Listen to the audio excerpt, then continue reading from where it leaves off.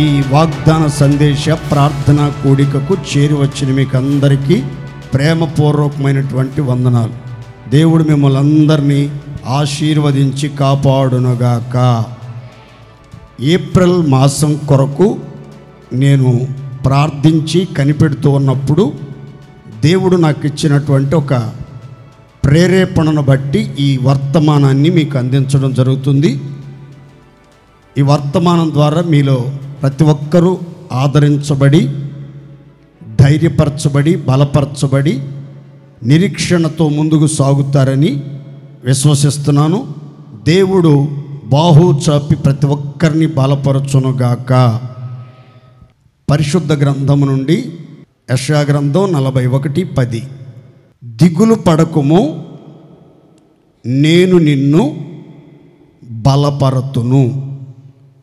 దిగులు పడకుము, నేను నిన్ను బలపరతును. Be not dismayed, I will strengthen థీ.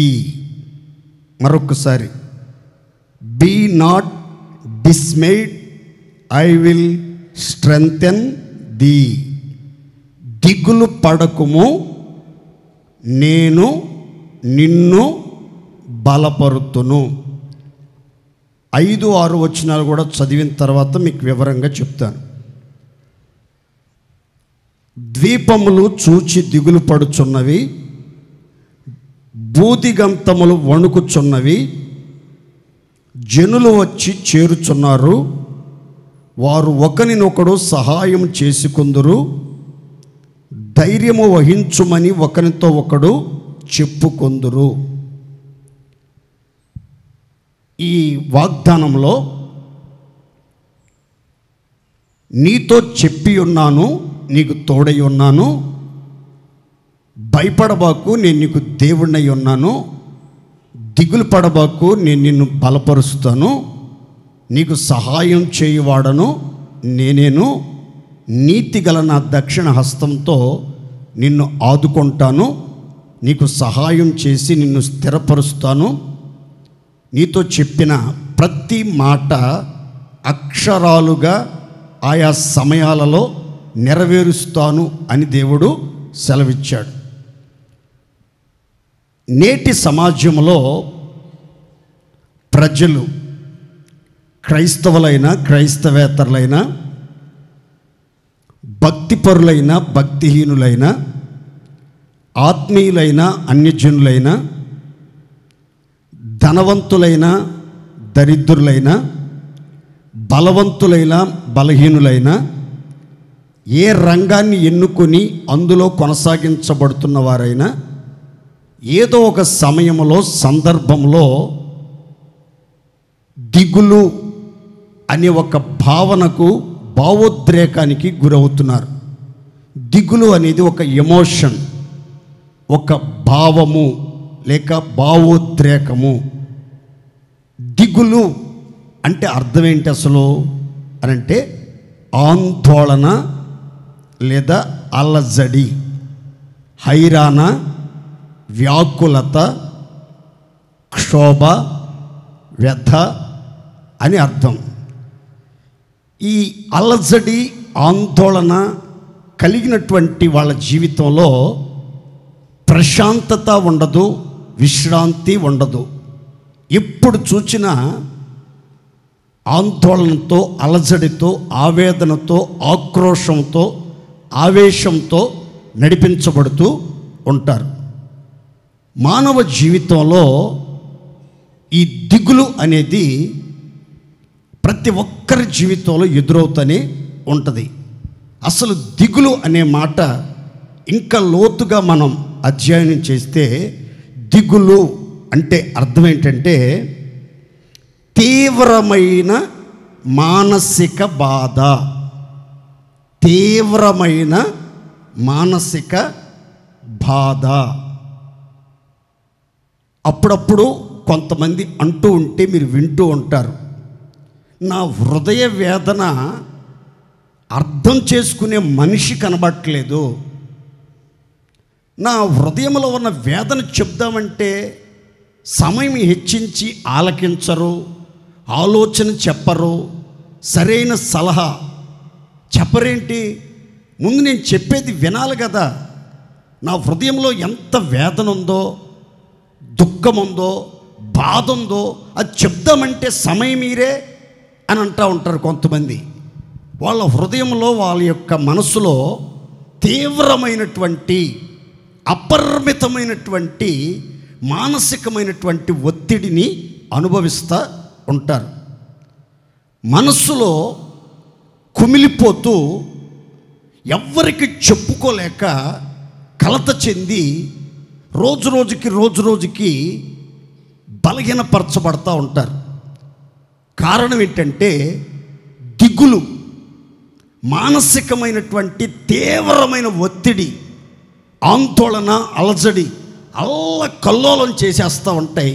ప్రశాంతత, విశ్రాంతి లోపించి రోజుకి మనిషి యొక్క ముఖ కవళికలు మారిపోతూ ఉంటాయి.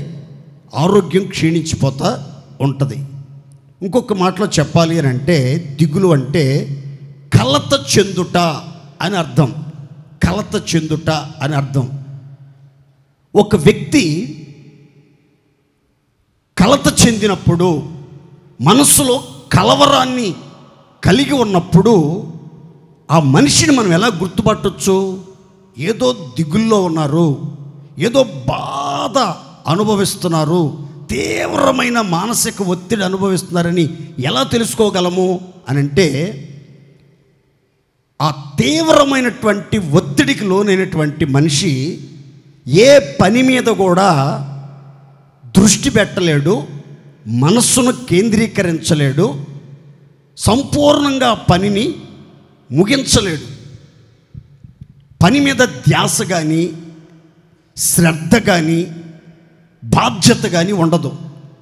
ఏదో చెయ్యాలి గనక చేస్తాడు, తినాలి గనక తింటారు, పండుకోవాలి గనక పండుకుంటారు, వచ్చిన వాళ్ళని పలకరించాలి గనక పలకరిస్తారు. కానీ వాళ్ళ మనసు కుదురుగా ఉండదు, నిలకడగా ఉండదు. అందుకని ఇలాంటి వాళ్ళని కొంతమంది ఏమంటారంటే ఏదో మనస్తాపానికి గురైనట్టున్నారు, ఏదో మానసికంగా బాగా నలిగిపోతూ ఉన్నట్టు ఉన్నారు, వీళ్ళు చాలా దిగులు పడుతున్నారు అని అంటూ ఉంటారు. సర్వసాధారణంగా భూతలం మీద మానవ జాతిలో ఈ దిగులు అనేది చాలామందిని పట్టి పీడిస్తూ ఉంది. బలాత్కారాన్ని బట్టి దిగులు పడేవాళ్ళు కొంతమంది, కష్టాలు శ్రమలను బట్టి దిగులు పడేవాళ్ళు కొంతమంది, మరణ భయాన్ని బట్టి దిగులు పడేవాళ్ళు కొంతమంది, రేపటి భవిష్యత్తును గురించి ఆలోచిస్తూ దిగులు పడేవాళ్ళు కొంతమంది, ఇంటిలో ప్రియమైనటువంటి తల్లిదండ్రులను కానీ, అన్నదమ్ములను కానీ, కన్నబిడ్డలను కానీ, స్నేహితులను కానీ, పరిచయస్తులను కానీ కోల్పోయినప్పుడు వారి యొక్క ఎడబాటును జీర్ణించుకోలేక, తట్టుకోలేక తల్లడిల్లిపోతూ నరక యాతన అనుభవిస్తూ వారి జ్ఞాపకాలలో కృంగి కృషించి చేదైన అనుభవాలతో నడిపించబడుతూ దిగులు చెందుతూ ఉంటారు చాలామంది. అయితే ఈ రాత్రి మీ జీవిత పయనంలో అనవసరమైన దిగులు అపజయాలకు నెలవు అని అర్థం చేసుకుని ఆ మానసికమైనటువంటి డిప్రెషన్ల నుంచి బయటకు వచ్చి అనవసరమైనటువంటి కలతలు, కలవరాలు, కంగారు, చింత విడిచిపెట్టి ముందుకు సాగినట్లయితే ఆనందం, అత్యధికమైన విజయం నీకు నీడలాగా నిన్ను వెంటాడి నిన్ను వెంబడించునుగాక. సంతోషం చెప్పుకోండి గట్టిగా ఆమేన్. చాలామంది జీవితాలలో అవమానాలను బట్టి దిగులు పడుతూ ఉంటారు, అనారోగ్య సమస్యలను బట్టి దిగులు పడుతూ ఉంటారు, ఆర్థిక ఇబ్బందులను బట్టి దిగులు పడుతూ ఉంటారు, అర్థం చేసుకునే మనుషులు ఇంటిలో కనబడతలేదే అని దిగులు పడుతూ ఉంటారు, హక్కును చేర్చుకుని ఆదరించి బలపరిచే వ్యక్తులు లేరని దిగులు పడుతూ ఉంటారు. కలుగుచున్న కష్టాలను బట్టి దిగులు పడేవాళ్ళు, కార్చుచున్న కన్నీళ్లను బట్టి దిగులు పడేవాళ్ళు, గుండెను కుదిపివేసే కలవరాలు భయకంపాన్ని బట్టి దిగులు పడేవాళ్ళు చాలామంది ఉంటారు.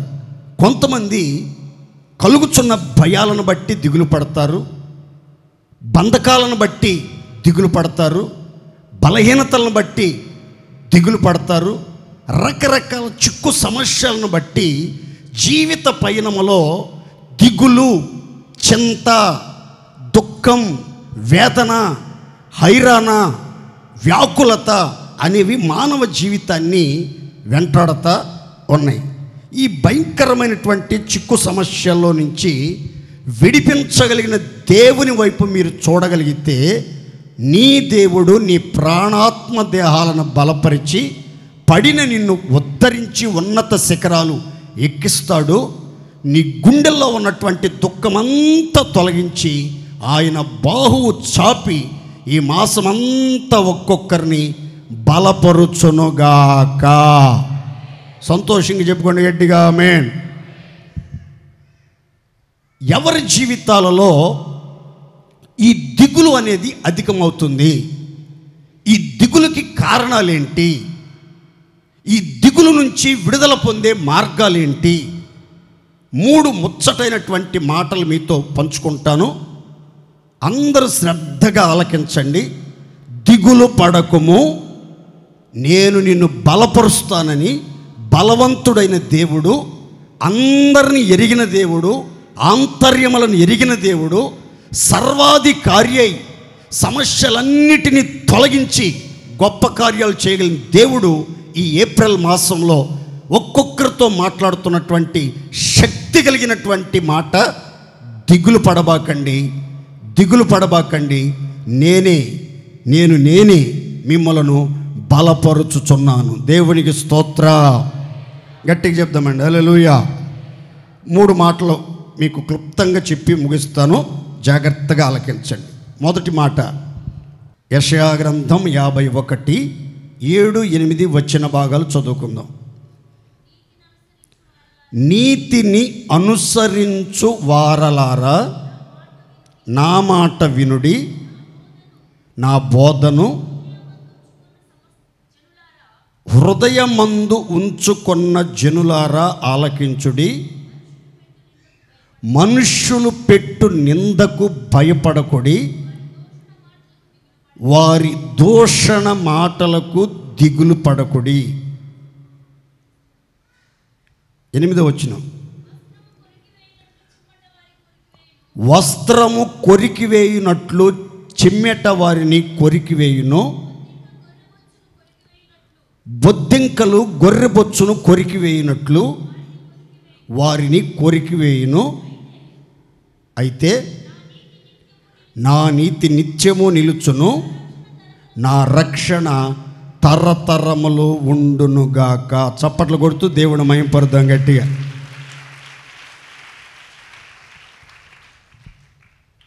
మీరంతా ఆదరణ కొరకు, ఓదార్పు కొరకు,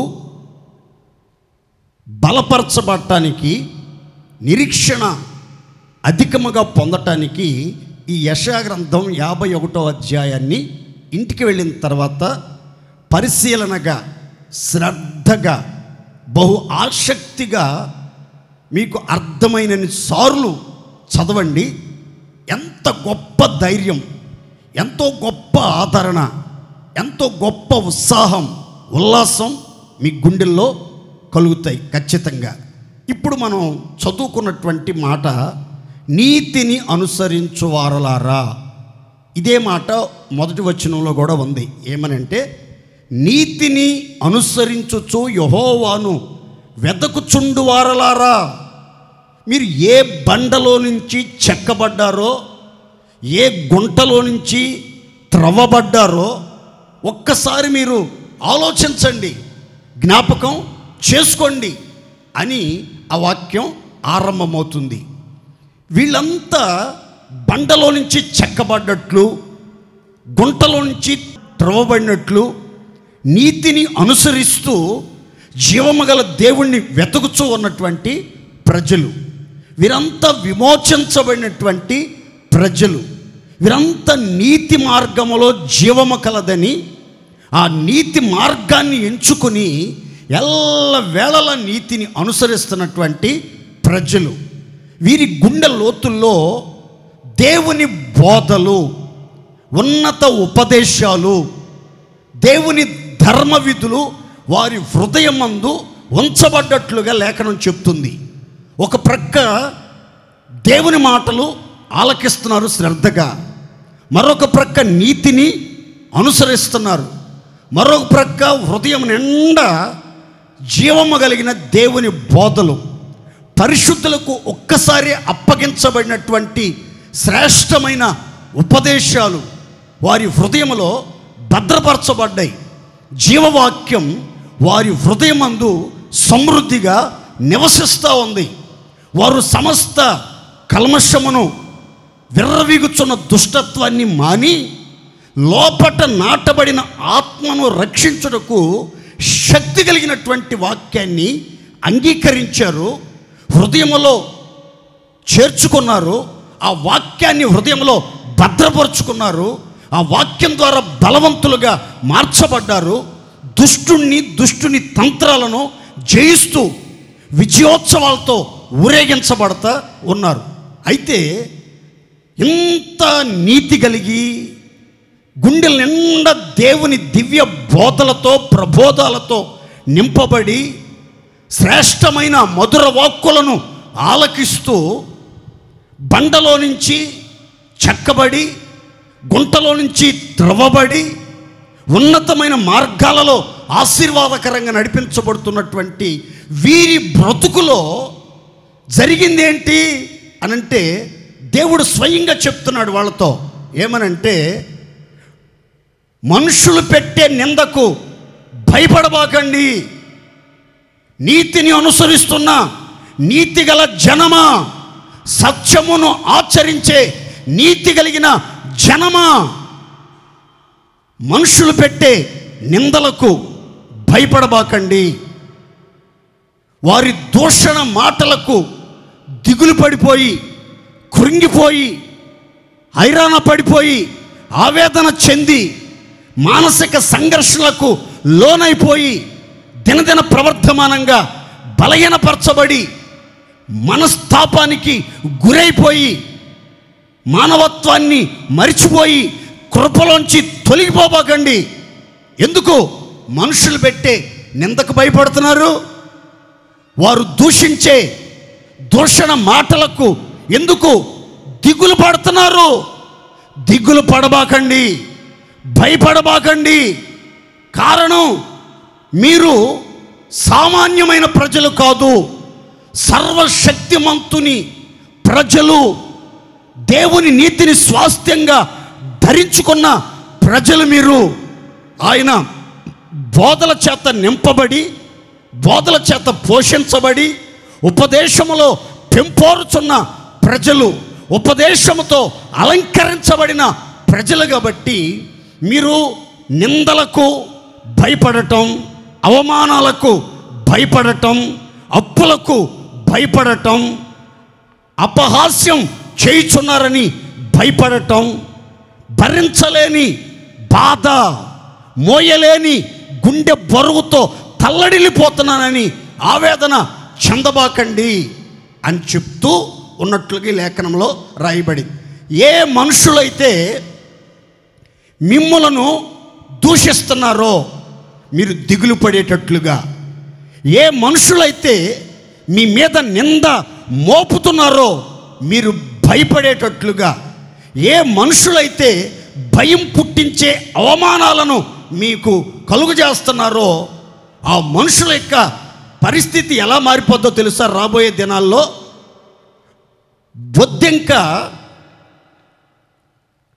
బొద్దింకలు గొర్రెబొచ్చును కొరికి వేసినట్లుగా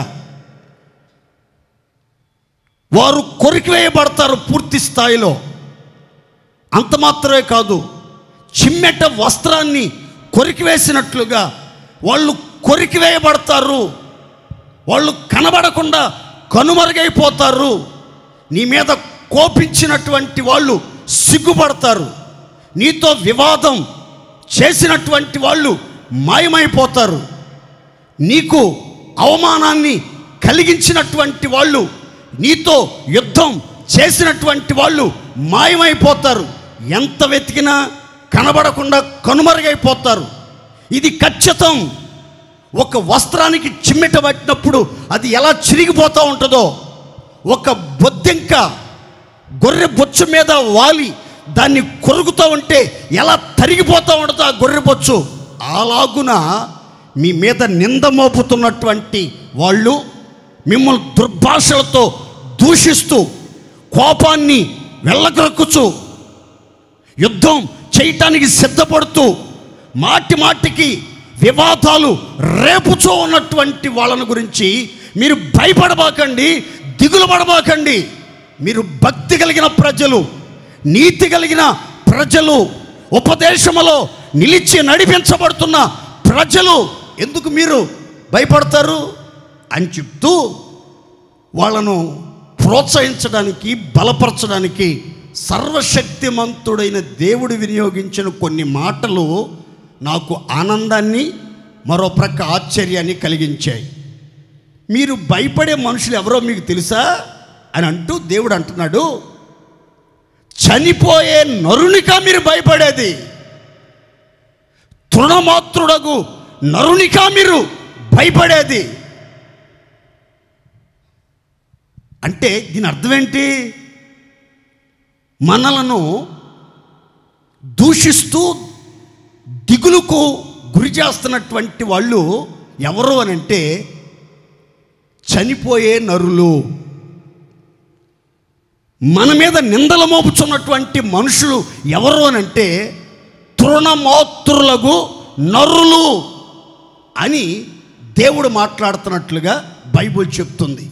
భూమి మీద ఎంత బలవంతుడైనా, ఎంత ఆరోగ్యవంతుడైనా, ఎంత ఉన్నత శిఖరాలను అధిరోహించిన వ్యక్తి అయినా, అధికార బలమున్నా, ఆరోగ్యమున్నా, అందచందాలున్నా, ఆస్తులున్నా, అన్ని రంగాలలో ఆశీర్వాదకరంగా నడిపించబడుతున్న వ్యక్తి అయినా ఒక రోజుకి చనిపోతాడు. ఎలాగూ చనిపోతాడో తెలుసా? జంతువులు ఎలా చనిపోతున్నాయో, మృగాలు ఎలా నశించి చనిపోతున్నాయో, అలాగే ఎంతటి ఘనత వహించిన వ్యక్తి అయినా, ఎంత ధనము విస్తరించిన వ్యక్తి అయినా, ఎంత హ్యాండ్సమ్గా ఉన్న వ్యక్తి అయినా, ఎంత బ్యూటిఫుల్గా ఉన్నటువంటి మనిషి అయినా సరే చనిపోతారు. వాళ్ళు తృణీకరించబడే మనుషులే, తృణమాత్రమగు మనుషులే, అల్పమైన ఆయువు కలిగిన మనుషులే. వాళ్ళకెందుకు మీరు భయపడేది అని చెప్తూ ఇంకా వాళ్ళని ప్రోత్సహించడానికి, ధైర్యపరచడానికి దేవుడు మాట్లాడతాడు. నిన్ను బాధించేవాడు నీకు నాశనాన్ని సిద్ధపరిచినప్పుడు, వాడు క్రోధముతో నీ మీదకు లేచినప్పుడు నిత్యము నువ్వు భయపడిపోతున్నావా? భయపడిపోయి నువ్వేం చేస్తున్నావు నీకు తెలుస్తుందా? ఆకాశ వైశాల్యమును వ్యాపింపజేసిన దేవుణ్ణి, భూమికి పునాదులు వేసిన దేవుణ్ణి, సృష్టికర్త అయిన యెహోవా దేవుణ్ణి, సైన్యములకు అధిపతి అయిన దేవుణ్ణి మర్చిపోతున్నావు. బుద్ధిహీనుడిగా మారిపోతున్నావు. జ్ఞానాన్ని తగలబెట్టుకుంటున్నావు. నీతిని నిర్మూలన చేసుకుంటున్నావు. గుండెల్లో ఉన్న బోధని తొలగించుకుంటున్నావు. ఒట్టి మనిషిగా మారిపోతున్నావు. ఎందుకు? నువ్వు ధైర్యం తెచ్చుకో. నేనే మిమ్మును ఓదార్చువాడను. దేవునికి స్తోత్ర. కృంగబడిన వాడు త్వరగా విడుదల పొందుతాడు. అధైర్యపడబాకండి, డిప్రెషన్లోకి వెళ్ళిపోబాకండి, డిసప్పాయింట్ అవ్వబాకండి. దేవుని వైపు చూడండి. అస్సలు నేను ఎక్కడి నుంచి ఎక్కబడ్డాను, ఎక్కడి నుంచి త్రవబడ్డాను, నా దేవుడు నన్ను ఎలా విమోచించాడు, నన్ను ఈ స్థితిలోనికి దేవుడు ఎలా నడిపించాడు అన్నది ఆలోచించండి. అప్పుడు మీరు సృష్టికర్తని విడిచిపెట్టరు. సృష్టికర్త మీదే నమ్మకం ఉంచుతారు. ఆయన మాటల మీద లక్ష్యం ఉంచుతారు. ఎట్టి పరిస్థితుల్లో ఎలాంటి నిందలకైనా, నిప్పు లాంటి నిందలకైనా, నిద్ర దూరం చేసే నిందలకైనా మీరు కలవరపడకుండా, ఎట్టి దూషణ మాటలకు, దుర్భాషలకు దిగులు పడకుండా ధైర్యంతో మీరుంటారు. అలా జీవిస్తూ ఉండగా మీ జీవితంలో ఉన్నటువంటి దుఃఖం, నిట్టూర్పులన్నీ ఎగిరిపోతాయి. నిత్య ఆనంద సంతోషములు ఒక్కొక్కరి తలల మీదకి దిగివచ్చునుగాక. అందరూ సంతోషం చెప్పండి గట్టిగా హల్లెలూయా.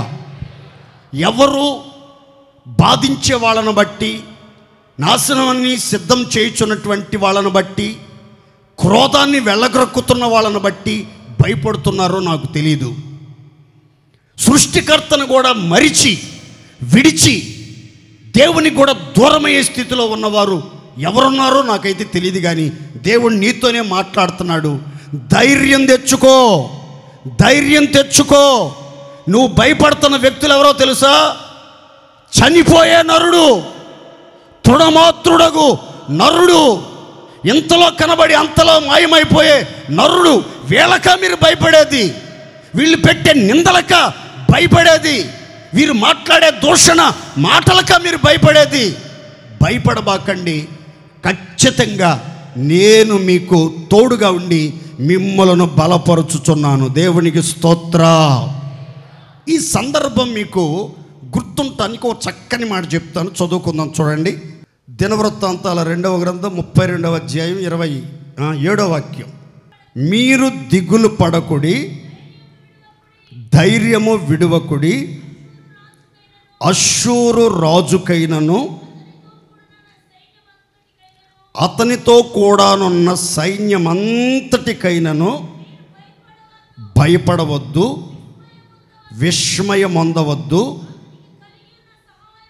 అతనికి కలిగి ఉన్న సహాయము కంటే ఎక్కువ సహాయము మనకు కలదు. చప్పట్లు కొడుతూ దేవుని మహింపరుద్దాం గట్టిగా. దినవృత్తాంతాల 2వ గ్రంథం 32:7 ఇక్కడ రాయబడినటువంటి మాటలు, మీరు భయపడబాకండి, దిగులు చెందబాకండి, విస్మయం చెందబాకండి. ఇదిగో అతనికి ఉన్నటువంటి సహాయం కంటే ఎక్కువ సహాయం మనకి ఉంది. ఆ అష్షూరు రాజుకి ఉన్న సైన్యం కేవలం మనుషుల హస్తము మాత్రమే వారికి అండ. మనకు సహాయం చేయటానికి, మన యుద్ధములను జరిగించడానికి, మనలను విజయోత్సవాలతో ఊరేగించడానికి, మన శత్రువుల మీద యుద్ధం చేసి అఖండ విజయం మనకి అనుగ్రహించడానికి మన దేవుడు మనకు తోడుగా ఉన్నాడు. కనుక ఏ సైన్యానికి, ఏ మనుషులకు, ఎలాంటి యుద్ధాలకు, ఎలాంటి పోరాటాలకి, ఎలాంటి దూషణలకు మీరు భయపడబాకండి, దిగులు చెందబాకండి అని చెప్తున్నట్లుగా లేఖనంలో మనం గమనించాం. ఇంతకీ అష్షూరు రాజు ఎలాంటి దూషణ మాటలు మాట్లాడాడు, ఎలాంటి భయపెట్టే మాటలు ఇశ్రాయేలుకు విరోధంగా మాట్లాడాడు, ఎందుకు మాట్లాడాడు అని అంటే జాగ్రత్తగా వినండి. యోధా పట్టణాన్ని, యెరూషలేము కాపురస్తులందరినీ కూడా ఈ అష్షూరు రాజు ముట్టడి వేసి ఆ ప్రాకారాన్ని పడగొట్టాలన్న ప్రయత్నం చేయుచు, వాళ్ళు వినేటట్లుగా, వాళ్ళందరూ చూచేటట్లుగా అష్షూరు రాజు పలికినటువంటి మాటలు ఆశ్చర్యాన్ని కలిగిస్తాయి. ఎందుకు అలా మాట్లాడాడు అని అంటే, ఒకటి వాళ్ళను బెదిరించడానికి, రెండు వాళ్ళను నొప్పించడానికి. ఒకటి వాళ్ళు బెదిరిపోవాలి, బెదిరిపోయి అతనికి సరెండర్ అయిపోవాలి, ఆ పట్టణాన్ని విడిచిపెట్టి వెళ్ళిపోవాలి, లేదా చెరలోనికైనా వెళ్ళాలి, లేదా జీవమగల దేవుణ్ణి విడిచిపెట్టి అన్య దేవతలను ఆశ్రయించడానికి, నమ్మటానికి ముందుకి వెళ్ళిపోవాలి. ఈ ప్రణాళికతో అష్షూరు రాజు దేవుని నామాన్ని దూషించాడు, రాజుని దూషించాడు, జీవము కలిగిన దేవుణ్ణి ఆశ్రయించి ఆరాధించే ప్రజలను భయపెడుతూ, వారికి నొప్పి కలిగే మాటలను మాట్లాడుతూ, విచ్చలవిడిగా దూషిస్తూ, అధైర్యపరుస్తూ, ఆవేదన కలిగిస్తూ ఉంటే అందరూ భయపడిపోయారు. అప్పుడు హిజ్కియా రాజు యెషయా ప్రవక్తతో కలిసి దేవుని మందిరంలోకి వెళ్ళి వాళ్ళిద్దరూ చేతులెత్తి మోకాళ్ళ మీద ఉండి ప్రార్థన చేశారు. ఆకాశమందు ఆసీనుడైన దేవా, కెరూబులు శరాపుల మీద సంచారం చేయుచున్న సర్వశక్తి గల దేవా, లోకరాజ్యములన్నిటినీ పాలన చేయుచున్న జగముల నేలే పాలక, ఒక్కసారి దృష్టించండి, వాని దూషణ మాటలు ఆలకించండి, మీరే సహాయం చెయ్యండి, మీరే మా దిక్కు, మేము ఆ నిందలకు భయపడకుండా, ఆ దూషణ మాటలకు దిగులు పడకుండా మా శత్రువుల పక్షంగా ప్రభువా మీరు వారితో పోరాడి వారి మీద మాకు జయం ప్రసాదించమని వీళ్ళు ప్రార్థన చేసినప్పుడు అండి, ఒక్క దూతను దేవుడు ఆ రాత్రి పంపించాడట. అష్షూరు సైన్యంలో 1,00,000 మందికి పైగా శత్రువులు, పరాక్రమం కలిగినటువంటి యోధులు చిత్తు చిత్తుగా కళేబరాలుగా మారిపోయారు. అది చూసిన అష్షూరు రాజు ప్రాణభయంతో పారిపోతే కడుపును పుట్టిన కన్న బిడ్డలే కత్తితో పొడిచి అతి కిరాతకంగా చంపేసినట్లుగా లేఖనంలో రాయబడింది.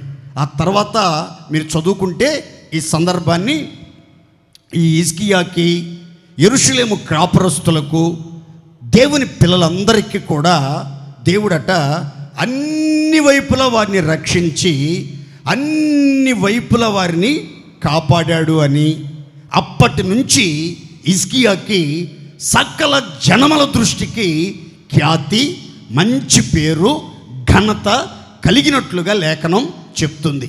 ఖచ్చితంగా ఈ ఏప్రిల్ నెలలో మీకు విరోధంగా క్రియ చేయుచున్నటువంటి శత్రువులు ఏవైనా, సమస్యలైనా, వ్యాధులైనా, ఆర్థిక ఇబ్బందులైనా, ప్రత్యర్థులైనా, పగవారైనా, ఎవరు మీ మీదకు వచ్చినా సరే మీకు తెలియకుండానే వాళ్ళు మాయమైపోతారు, సిగ్గుపడిపోతారు, భయంతో పారిపోతారు, ప్రాణాలు కూడా కోల్పోయే ప్రమాదాలు కూడా జరుగుతాయి.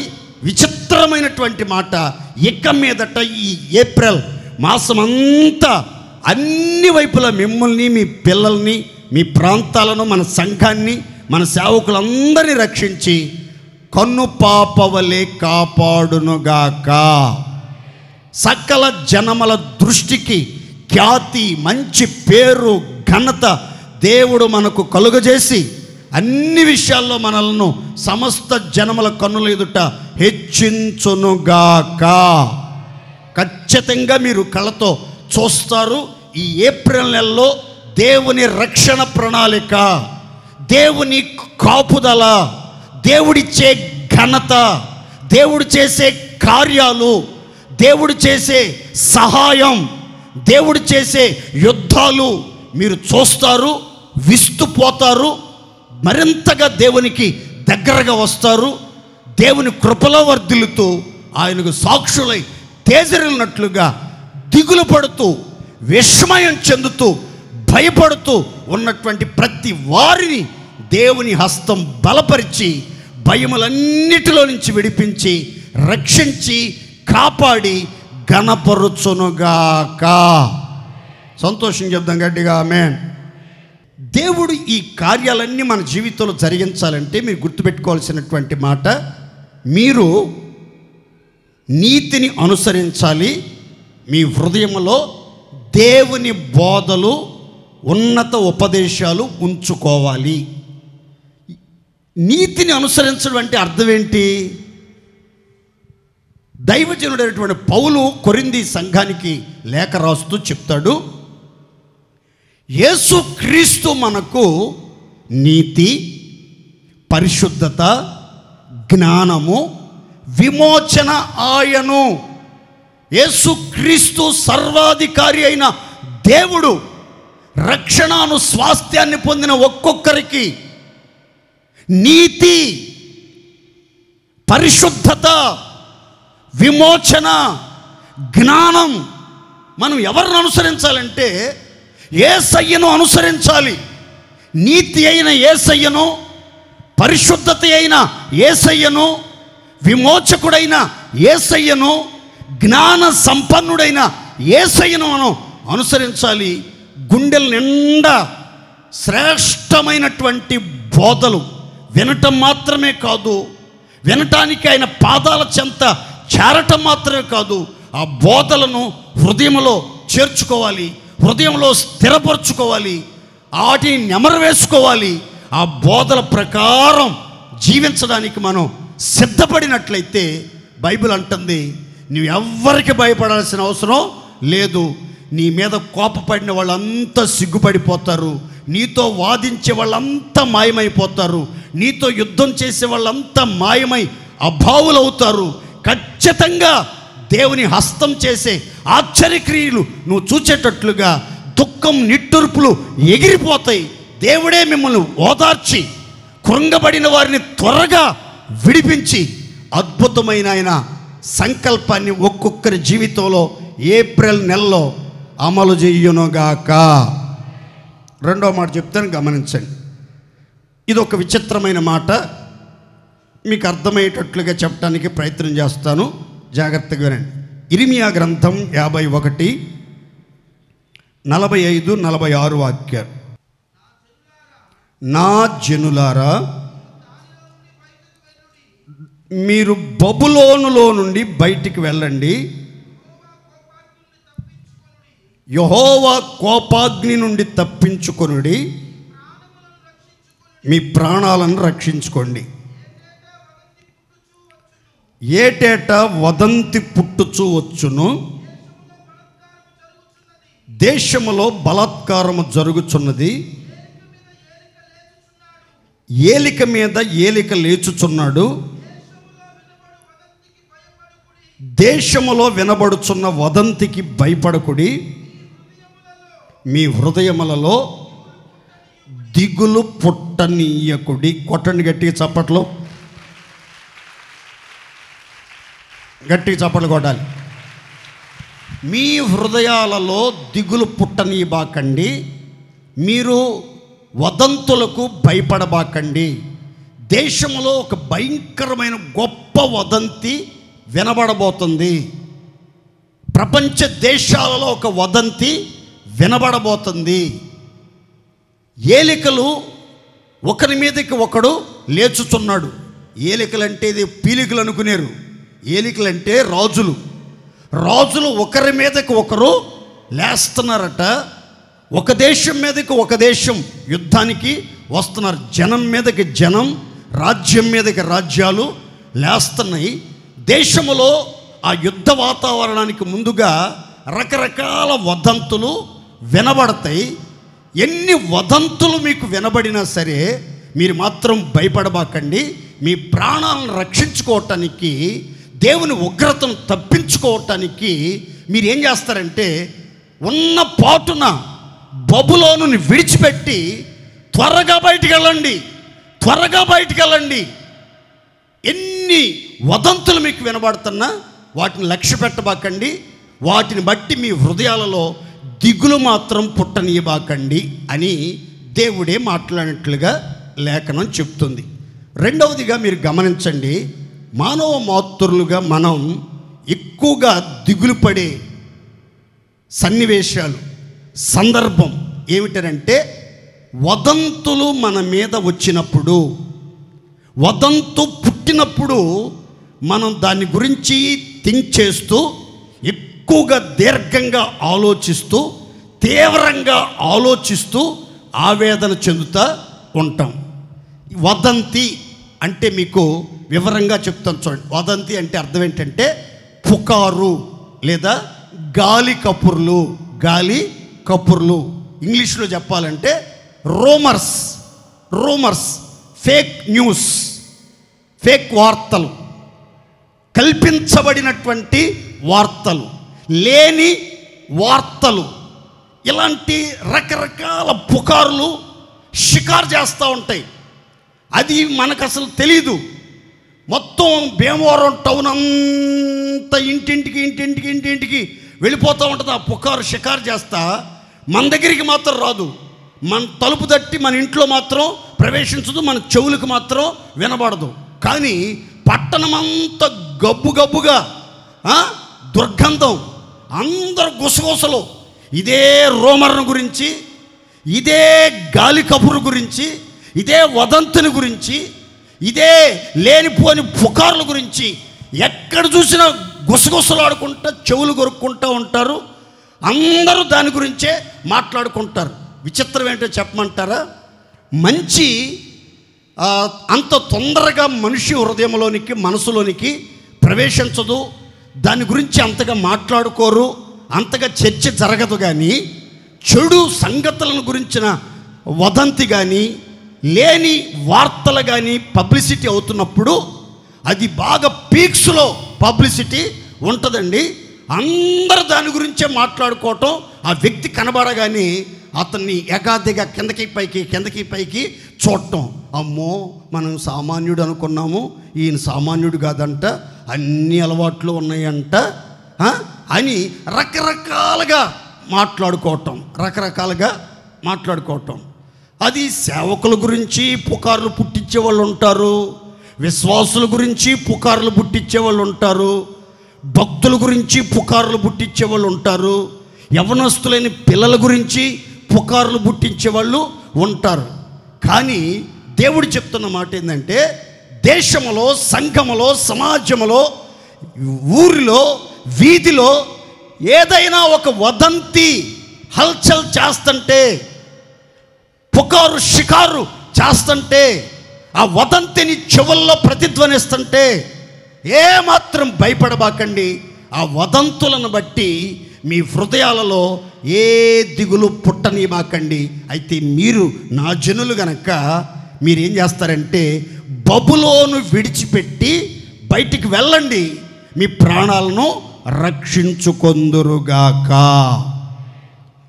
బబులోను, బాబేలు అనేవి రెండు ఒకే మాట. బబులోను, బాబేలు రెండు ఒకటే. ఈ బబులోను, బాబేలు అనే మాటకు అర్థం ఏంటంటే తారుమారు అని అర్థం. దేన్ని విడిచిపెట్టాలి మనం? తారుమారు విడిచిపెట్టాలి, గందరగోళం విడిచిపెట్టాలి, గలిబిలి విడిచిపెట్టాలి, కలవరాన్ని విడిచిపెట్టాలి, అందులోంచి బయటికి రావాలి. అందులోనే ఉన్నాం అనుకోండి, ఆ తారుమారు మనల్ని గందరగోళం చేసి, మన గాలంతా తీసేసి, మన ఊపిరంతా తీసేసి, మనల్ని జీవచ్ఛవాలుగా మార్చేస్తుంది. అందుకని మనం వెంటనే దేవుని వార్త విని, దేవుని ప్రజలమైన మనం హడావిడిగా బబులోని విడిచిపెట్టి కనుక బయటకు వచ్చామనుకోండి, దేవుని ఉగ్రత తప్పించుకుంటాం, మన ప్రాణాలని కాపాడుకుంటాం, భయములన్నిటిలోంచి తప్పించబడతాం. మన హృదయాలలో ఏ దిగులు పుట్టకుండా బలపరచబడి, ధైర్యపరచబడి, నిరీక్షణతో ముందుకు సాగుదముగాక. సంతోషం చెప్పండి గట్టిగా హల్లెలూయా. పరిశుద్ధ జీవితాలలో అప్పుడప్పుడు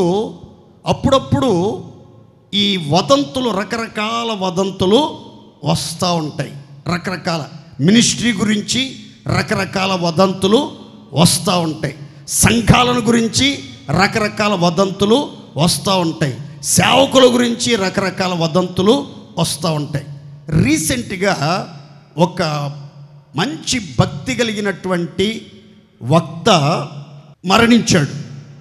యాక్సిడెంట్లుగా మరణించాడా, ఇన్సిడెంట్గా మరణించాడా అనేది ప్రక్కన పెడితే, మరణించిన తర్వాత ఇన్వెస్టిగేషన్లో రకరకాల పుకార్లు, అతను రమ్ము దాగాడని, తప్పదాగి గోతులు పడి చచ్చాడని, అతనికి లేని అలవాట్లు లేవని, అతడు దుర్మార్గుడని, రకరకాల పుకార్లు సోషల్ మీడియాలో హల్చల్ చేస్తున్నాయి.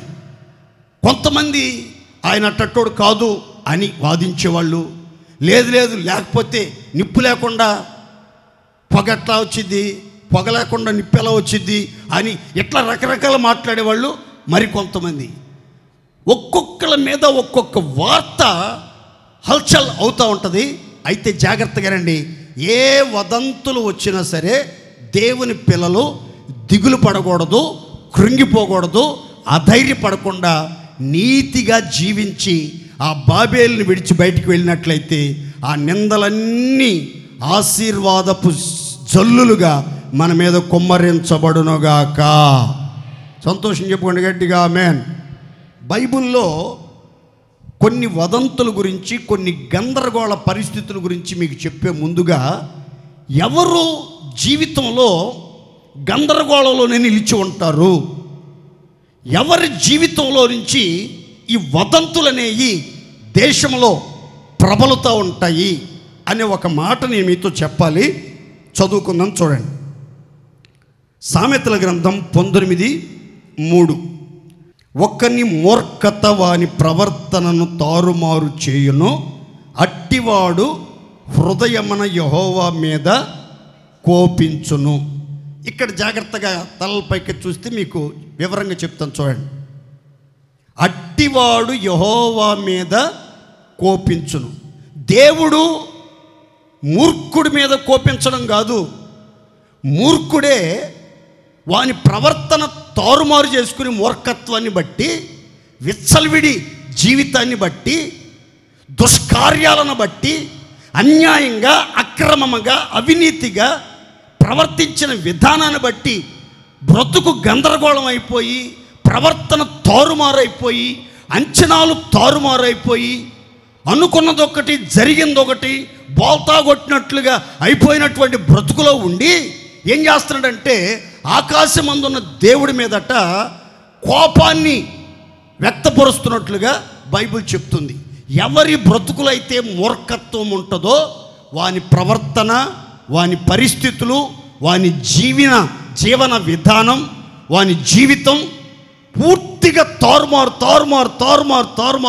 గందరగోళం అయిపోతూ ఉంటుంది. వాళ్ళు దేవుని మీద కోప్పడతారు, పరిశుద్ధుల మీద కోప్పడతారు, సేవకుల మీద కోప్పడతారు, ఇంటి వాళ్ళ మీద కోప్పడతారు, గొప్పవారి మీద కోప్పడతారు, అందరి మీద కోప్పడుతూ ఆవేశంతో, ఆక్రోషంతో జీవిస్తూ ఉంటారు. ఈ తారుమారులో, ఈ బాబేలులో జీవించినటువంటి వాళ్ళ జీవితం ఎప్పటికైనా చెల్లాచెదురైపోద్ది. ఎప్పటికైనా అపజయాల పాలై, అల్లరి పాలై, అపహాస్యానికి గురైపోయే అవకాశాలు ఉంటాయి.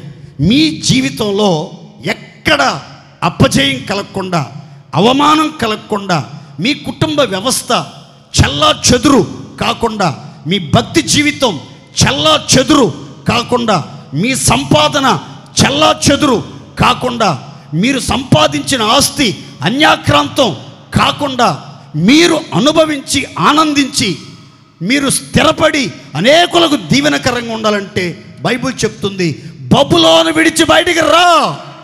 వస్తే నీ ప్రాణం కాపాడబడుతుంది, దేవుని ఉగ్రత తప్పించుకుంటావు, వదంతులకు భయపడకుండా ఉంటావు, గుండె లోతుల్లో నుంచి ఏ దిగులు పుట్టకుండా దేవుడే నిన్ను బలపరుస్తాడు. దేవునికి మహిమ కలుగునుగాక. బైబిల్లో ఇద్దరు భక్తులకి భయంకరమైనటువంటి వదంతులు వచ్చినాయి. వదంతు అంటే చెప్పాను మీకు, పుకారు లేదా గాలి కబురు లేదా రూమర్ లేదా ఫేక్ న్యూస్ అని చెప్పాను.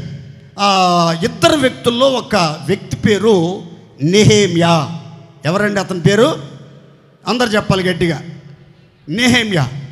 నెహెమ్యాని గురించి అన్యజనులు పుట్టించినటువంటి వదంతి ఏంటో తెలుసా?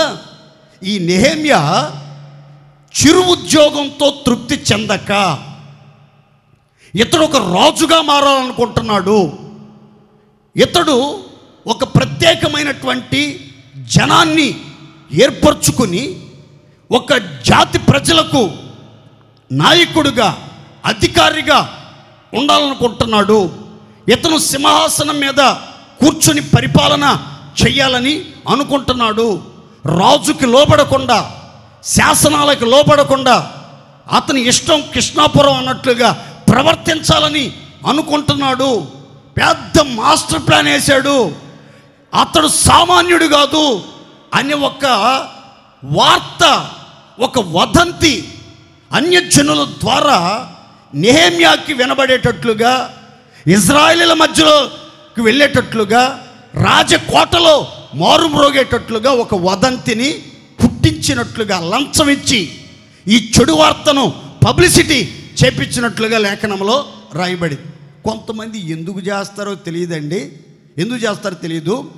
వీళ్ళ జీవితంలో ఎప్పుడు కూడా ఎదుటి వాళ్ళని బ్లేమ్ చేయాలి, ఎదుటి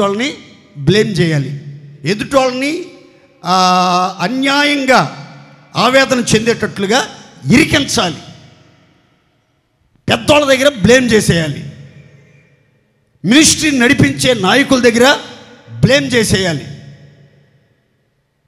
కొంతమంది నా గురించి కూడా రకరకాల వదంతులు నాయకులకి చెప్పారు. మా పాస్టర్ గారు అసలు 5 నాయకుల గురించి అసలు సంఘంలో ఎప్పుడు మాట్లాడు. నేను ఏసన్న గారి గురించే మాట్లాడను, నాయకుల గురించి ఏం మాట్లాడేది చెప్పండి? ఎప్పుడైనా నేను ఏసన్న గారి గురించి చెప్పటం మీరు విన్నారా? పిచ్చి మాటలు కాకపోతేను. అందుకని నేను జీవము కలిగిన దేవుని వాక్యం చెప్తాను, ప్రార్థన చేస్తాను, ఆరాధన చేస్తాను, దేవుని కట్టడలు క్రమాలు మీకు నేర్పిస్తా. అంతేగాని ఇక వాళ్ళకి దూపం వేసుకుంటా, వాళ్ళకి పొగ వేసుకుంటా, వాళ్ళ భజన చేసుకుంటా, వాళ్ళకి భజంత్రీలు వాయించుకుంటా నేను ఎక్కడ కూర్చునేది?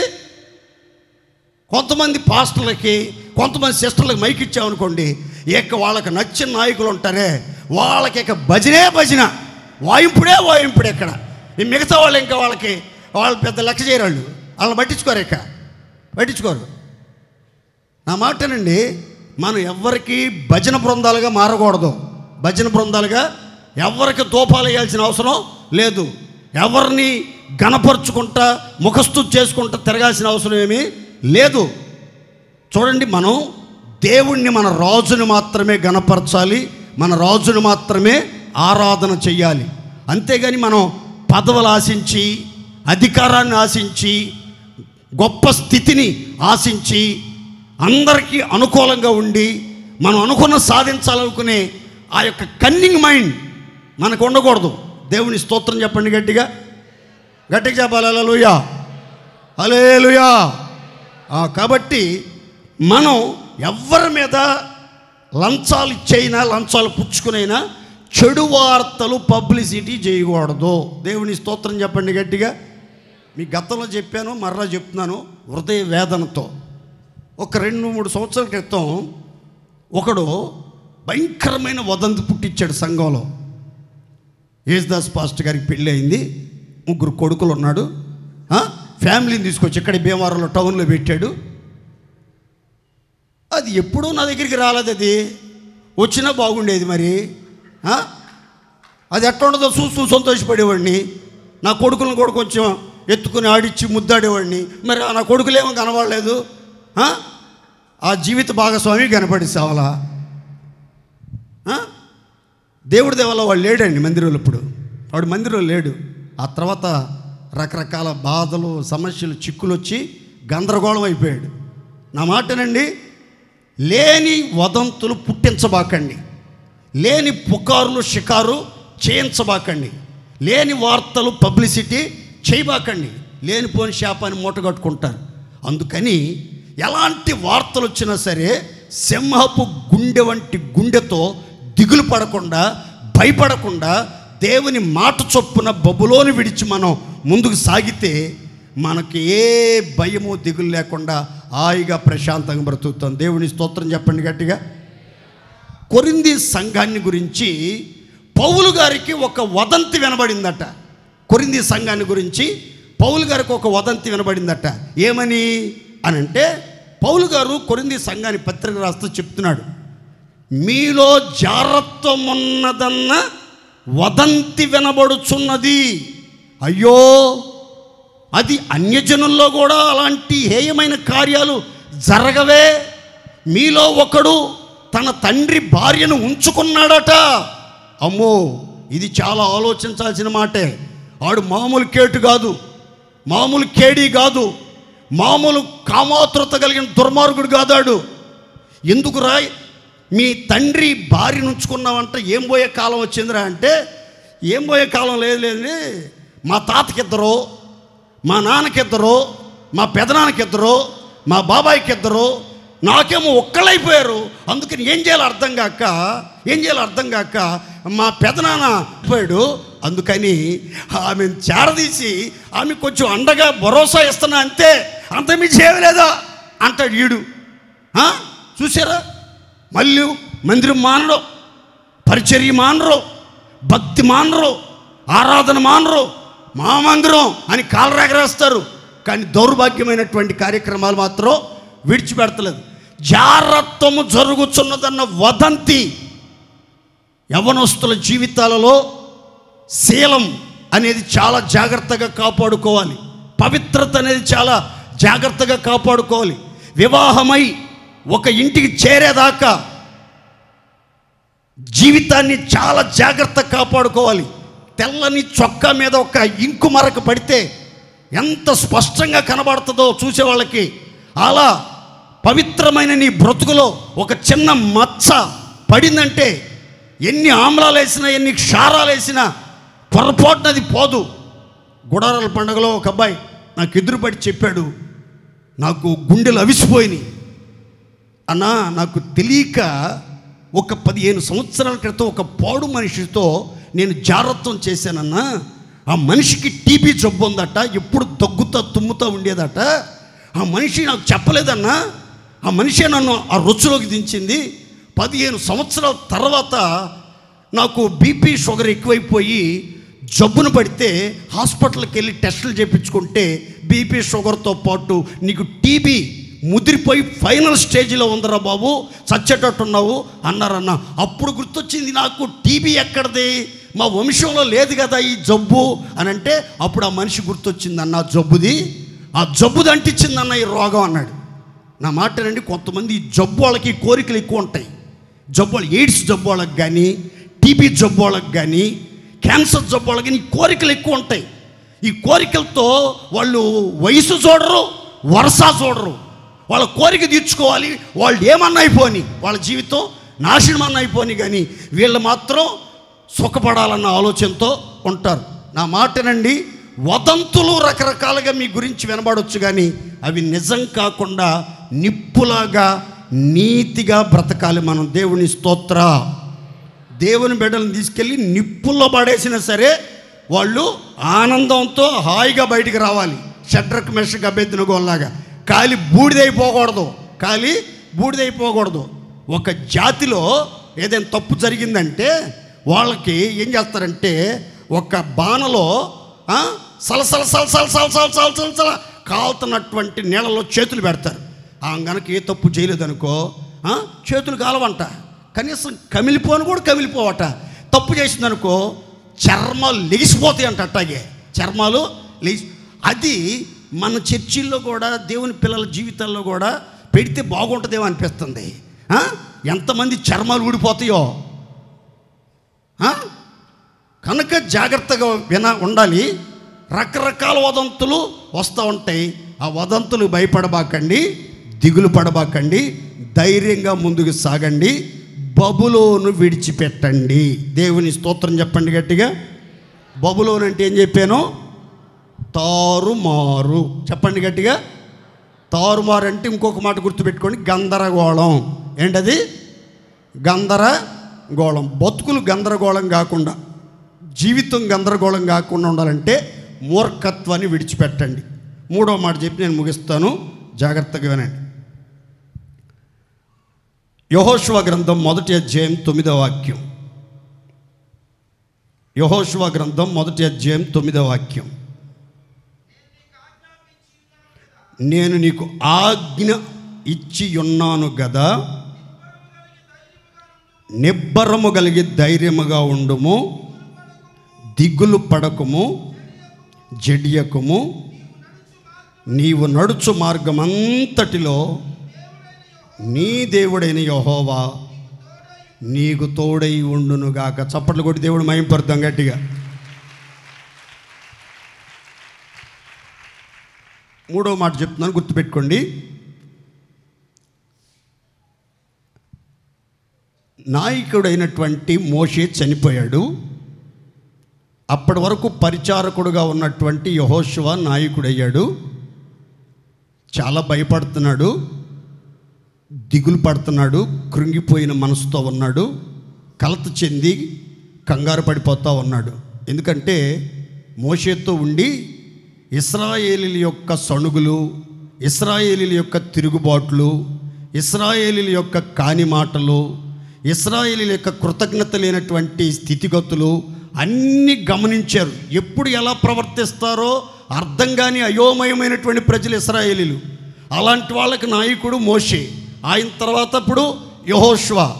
అందుకని మోషే చనిపోయారు, ఆయన దూరం అయిపోయాడని బాధ, దిగులు ఒక ప్రక్క, ఈ ప్రజలను భరిస్తూ సహిస్తూ ప్రేమిస్తూ తట్టుకుని వీళ్ళకి ఆలోచన విని వీళ్ళకి న్యాయం తీర్చి వీళ్ళను దేవుడు సిద్ధపరిచిన చోటికి ఎలా తీసుకెళ్లాలనే ఆ ఆలోచనతో, భయంతో, దిగులతో కృంగిపోతూ ఉన్నాడు.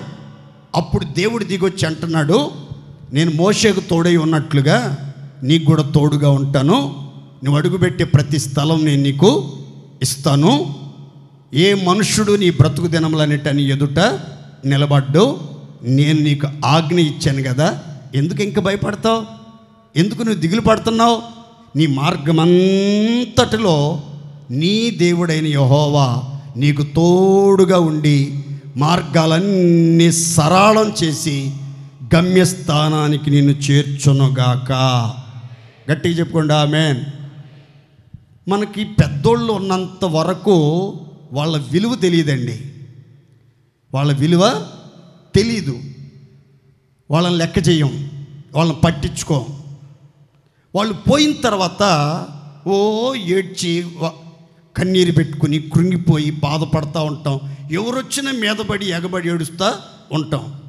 అదేమి చిత్రమో అర్థమై సాగుదు. ఇంకొంతమంది ఉంటారు, బతికున్నప్పుడు పట్టెడు అన్నం పెట్టరు, పండగ పూట కూడా బట్టలు కొనిచ్చరు, కానీ చచ్చిన తర్వాత మాత్రం సమాధి కార్యక్రమానికి మంచి పెట్టి తెస్తారు, కొత్త బట్టలు తెస్తారు, టపాసులు పేలుస్తారు, ఆదరణ కూటం పెట్టి గొర్రెపోటీలను కోస్తారు, గొర్రెపోటీలని కోసి బిర్యానీ పెట్టి అందరికి చెప్పి మైకులు పెట్టి ఆ తర్వాత పెద్ద పెద్ద టెంట్లు వేసి గ్రాండ్గా చేస్తారు. తర్వాత చచ్చిపోయిన వాళ్ళ పేరు మీద ఏ ఒక్క గిన్నెలో, గ్లాసులో, పాత్రలో అందరికీ డొనేట్ చేస్తారు.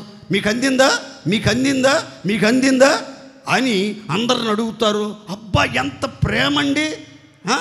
అదేదో ఈ ఖర్చంతా బతికి రోగంతో ఆయాసపడుతున్నప్పుడు ఖర్చు పెడితే ఆమె ఎంత ధైర్యం, అమ్మ ఈ నా కొడుకుని కన్నందుకు, ఈ నా కొడుకుని కన్నందుకు ఇప్పుడు నన్ను ఆదుకున్నాడు కష్ట సమయంలో అనుకుని తృప్తి పడేదిగా, 4 రోజులు బతికేదిగా మనిషి. ఆ మనిషి ప్రాణాలు పోయేదాకా పట్టించుకోలేదు. పోయినాక మాత్రం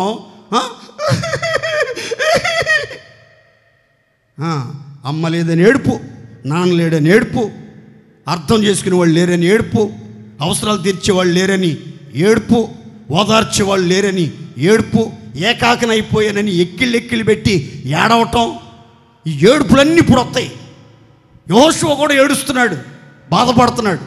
అయ్యా ఏడ్చింది జాలేనైనా, నీకు ఆజ్ఞాపించాను కదా, నువ్వు ఇంకా దిగులు పడబాకు, నా మాటల యందు విశ్వాసం ఉంచు, నా మాటల మీద విశ్వాసం ఉంచు, నీ మార్గం అంతటిలో నీ దేవుడని యెహోవా నీకు తోడుగా ఉంటాడు.